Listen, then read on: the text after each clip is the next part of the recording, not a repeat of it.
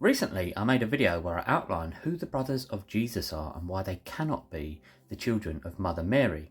If you have not seen this video, please watch it for context. Since then, I've actually received no objections on the matter, which is a great sign. The disputes that people do have appear to be surface level misunderstandings. So let's have a look at the first argument, the until argument.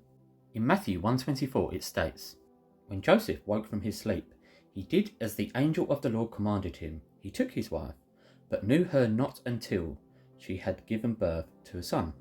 Okay, so what this verse isn't doing is telling you anything about the marital relations of Mary and Joseph.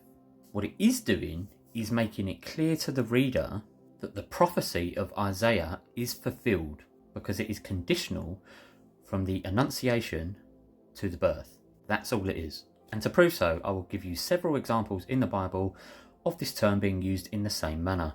In 2 Samuel 23, we see that Michal bore no children until she died.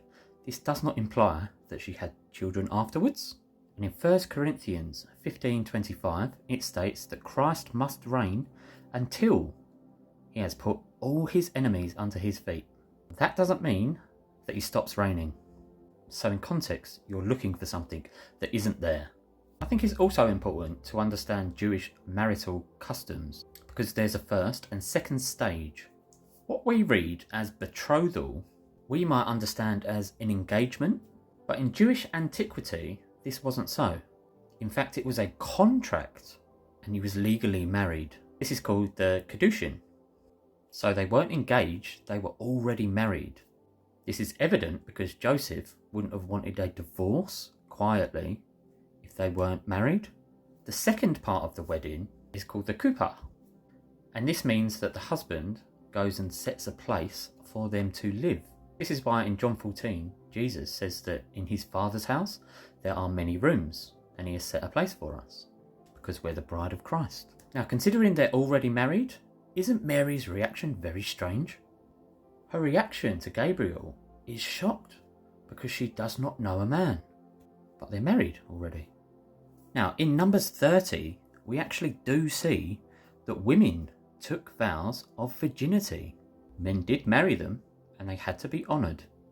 Now, I think it's pretty safe to say that the death of Joseph before Christ's ministry started implies that he was an older man who married Mary to be guardianship, because women in that age were so vulnerable. What a beautiful example of strength, humility and honour. Now, if we know that Mary is the typology for the Ark of the New Covenant and it was made of incorruptible wood, there's one thing about typology that you have to know, and that is that the new type cannot be less than the old. So her perpetual virginity follows. And if you take the Old Testament prophecies seriously that are fulfilled in Christ, let's look at Ezekiel. "Then the Lord said unto me, This gate shall be shut, it shall not be opened, and no man shall enter in by it, because the Lord, the God of Israel, has entered in by it, therefore it shall be shut."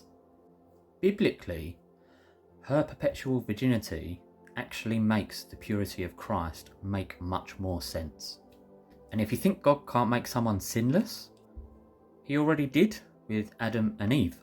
And Mary is the typology for the new Eve, and the new type can't be less than the old. Thanks for listening. God bless.